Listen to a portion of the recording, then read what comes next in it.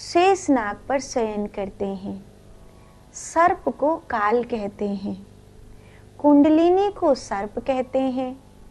प्राण, अपान, व्यान, समान, उदान, ये 5 प्राण के स्वरूप हैं और इन्हें 5 फनों के रूप में देखा जाता है।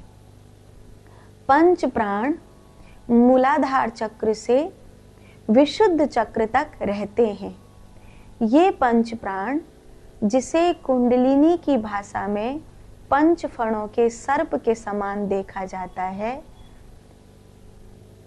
हमारे उदर में जो जल है वो समुद्र के जैसा है। जैसे वैज्ञानिक लोग कहते हैं कि कुछ समुद्र ऐसे हैं जिनमें नमक की मात्रा इतनी अधिक होती है कि उसमें अगर कोई व्यक्ति डाल दिया जाए तो वो डूबता नहीं है। ऐसे कई योगी जन जब ध्यान कराते हैं तो ध्यान टैंक में उस समुद्र के पानी को भरा जाता है जिसमें कोई व्यक्ति बैठता है और वो डूबता नहीं है। ऐसे साधारण जल में भी अगर कोई अपनी मेरुदंड को साधना सीख जाए तो वो साधारण जल में बैठकर भी डूबता नहीं है। पर वो जो समुद्र का जल है जिसमें नमक की मात्रा अधिक होती है, लिप्सन साल्ट की मात्रा अधिक होती है, उसमें व्यक्ति डूबता नहीं है। जब बालक माँ के गर्भ में होता है तो माँ के गर्भ में बालक उसी पानी में तैरता है। कहते हैं कि भगवान का जो स्वरूप है नारायण का, कि समुद्र के जल में सर्प की बनी हुई कुंडलिनी पर नारायण विराजमान रहते हैं। तो नार माने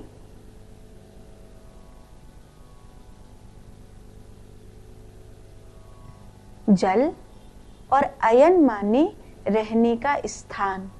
संस्कृत में नार जल को कहते हैं और अयन रहने के स्थान को कहते हैं। तो जिसने जल में अपने रहने का स्थान बनाया उनका नाम नारायण हो गया। अब इसे व्यक्ति के रूप में अगर हम देखें तो हमारे शरीर में पृथ्वी, जल, अग्नि, वायु, आकाश, ये जो पंच तत्व हैं, इन पंच तत्वों में अग्नि की मात्रा, पृथ्वी तत्व की मात्रा, आकाश तत्व की मात्रा 30% है और जल तत्व की मात्रा 70% है। हमारे शरीर में 70% केवल पानी होता है।